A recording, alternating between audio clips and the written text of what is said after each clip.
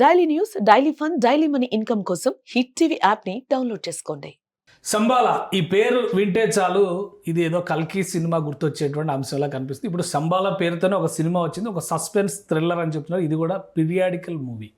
So ఎలా ఉంది సంబాలలో ఉన్నటువంటి అట్రాక్షన్స్ ఏంటి తెలుసుకునే ప్రయత్నం చేద్దాం. మనతో పాటు సీనియర్ జర్నలిస్ట్, ఫిలిం క్రిటిక్ ప్రభు గారు నమస్తే. నమస్తే. సంబాల ఈ టైటిల్ ఓన్లీ ఆ పేరు దగ్గరే చాలా మంది క్యాచ్ అయింది. ఎందుకంటే కల్కిలో బాగా డిస్కషన్ జరిగింది, సంబాల అంటే ఏంటి అని ఒక యాంగ్జైటీ ఉంది. సో ఇక్కడ కూడా ఒక పురాతన గ్రామాన్ని తీసుకుని ఆ కథ అక్కడి నుంచే మొదలవుద్దని చెప్పి అన్నారు. ఎలా ఉంది అసలు ఓవరాల్ గా సినిమా? 1980s నాటి ఒక టైం పీరియడ్ కి సంబంధించినటువంటి 45 ఏళ్ల నాటు అక్కడ జరిగిన సంబాల అనేటువంటి గ్రామంలో జరిగినటువంటి ఒక సంబాల అనే గ్రామం ఎక్కడ ఉన్నట్టుగా మనకు ఎక్కడా లేదు.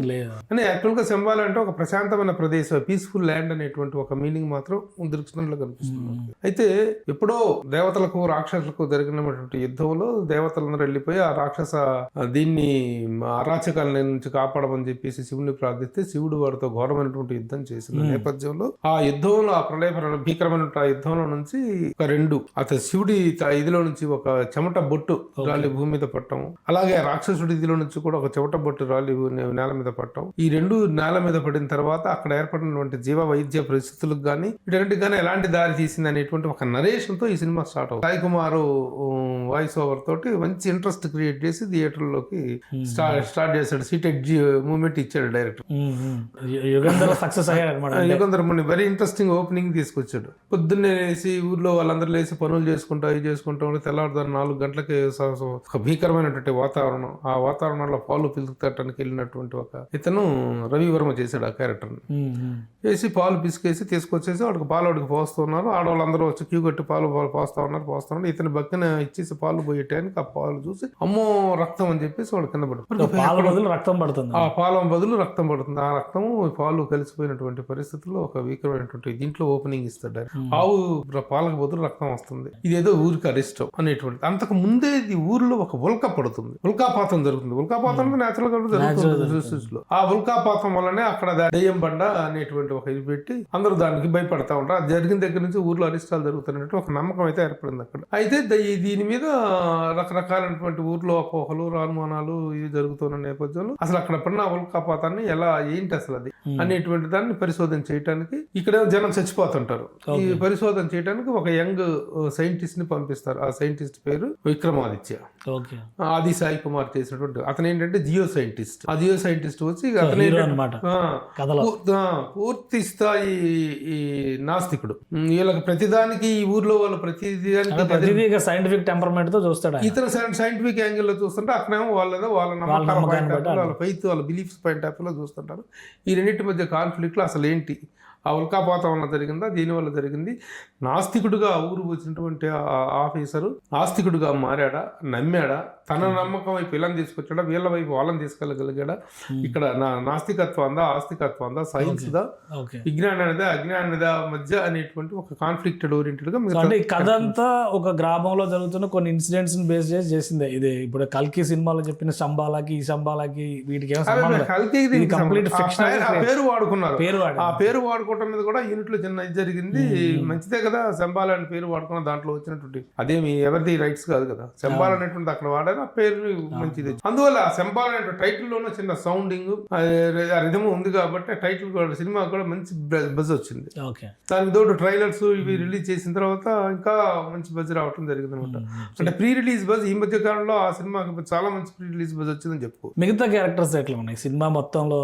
విక్రమాదిత్య క్యారెక్టర్ ఒక సైంటిస్ట్, జియో సైంటిస్ట్ గా అతను చేసేది కనిపిస్తుంది. మిగతా క్యారెక్టర్స్, విలేజర్స్ ఎలా ఉంది? ఆ కూర్పు ఎలా నడిచింది? కూర్పు బాగుంది. మిగతా క్యారెక్టర్స్ అన్ని కూడాను. రామరాజు ఆ ఊరి పూజారి క్యారెక్టర్ చేశాడు, చాలా మంచి యాక్టర్ గా చేశాడు. అట్లాగే చాలా మంది ఊరి పెద్ద క్యారెక్టర్స్ అందరూ చేశారు. కొన్ని చాలా ప్రధానమైన పాత్రలో కొత్త వాళ్ళని కూడా చేయడం జరిగింది. హీరోయిన్ ఒక మిస్టరీ థ్రిల్లింగ్ క్యారెక్టర్ సినిమా కిందే ఉంటుంది. ఏదో లవ్ స్టోరీ లాగా లేదా లవ్ స్టోరీ యాంగిల్ లేదు, ఏం లేదు. కేవలం దానికి సంబంధించినటువంటి ఒక పరిశోధన ఏం జరిగింది, దాని వెనకాల మిస్టరీ ఏంటి అనేటువంటి తీర్చేటువంటి ఒక పరిశోధనాత్మక చిత్రం. సో మిగతా నటులు ఎలా ఉన్నారు, ఎలా చేశారు? అది సాయి కుమార్ అయితే మెయిన్ క్యారెక్టర్ అనుకో, ఓకే ఓకే. అతని చుట్టూనే తిరుగుతుంది. మిగతా క్యారెక్టర్లు కూడా ఒక్కొక్క టైంలో దాని తాలూకు ఆవహించడం జరుగుతుంది. అది ఆవహించినప్పుడు వాళ్ళు చేసే విచిత్రమైన బిహేవియర్లు, దారుణమైనటువంటి హింస, ఇదన్నా ఒక బీభత్స రస ప్రధానంగా సాగుతుంది సినిమా అంతా.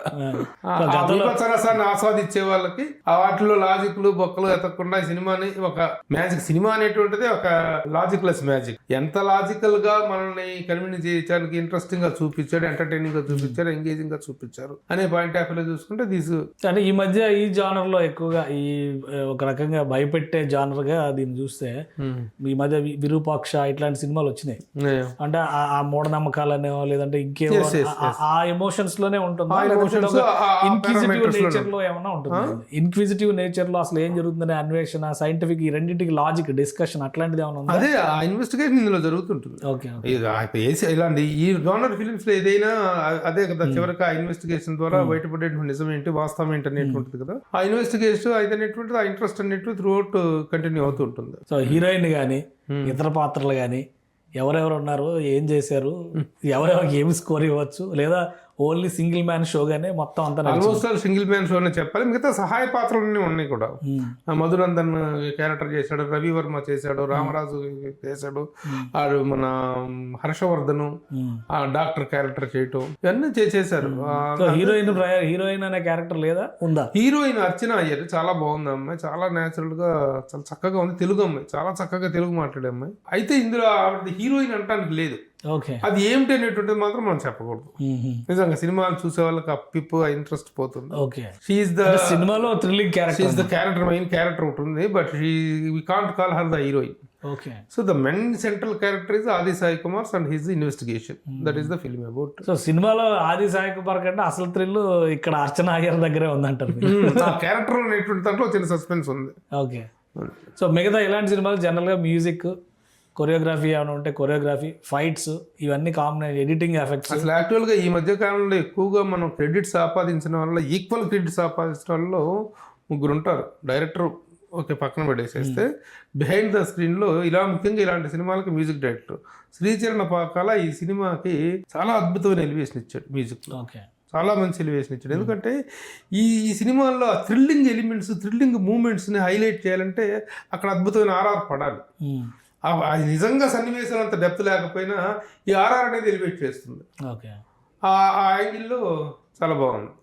శ్రీచరణ పాకాల ఇది అలా కెమెరా ప్రవీణ్ పంగారి, అతను కూడా చాలా, ఎందుకంటే ఈ సినిమాలకి ఏంటంటే ఆ విజువల్ బ్యూటీ ఉండాలి. ఇంకో బాగా డార్క్ షేడ్స్ డార్క్ షేడ్స్ అవి చూపిస్తారు, కానీ దీంట్లో అలా చూపించలేదు. సినిమా బ్రైట్ గా ఉంటుంది, బ్రైట్ ఫిలిం. అక్కడ ఎఫెక్ట్స్ అవసరమైనప్పుడు మాత్రమే వాడాలి తప్ప సినిమా మొత్తాన్ని మసిపూసిన సినిమాలు చేస్తున్నారు కదా ఈ మధ్య, సిలౌటీ స్టైల్లో చేస్తున్నారు. అలా కాకుండా the camera is very bright. తెర మీద చూస్తుంటే ఆ విజువల్ బ్యూటీ కనిపించాలి, అది చాలా బాగుంది.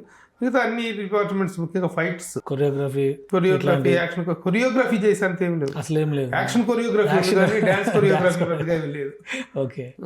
సో మేకింగ్ వాల్యూస్, ముఖ్యంగా నిర్మాతను అప్రిషియేట్.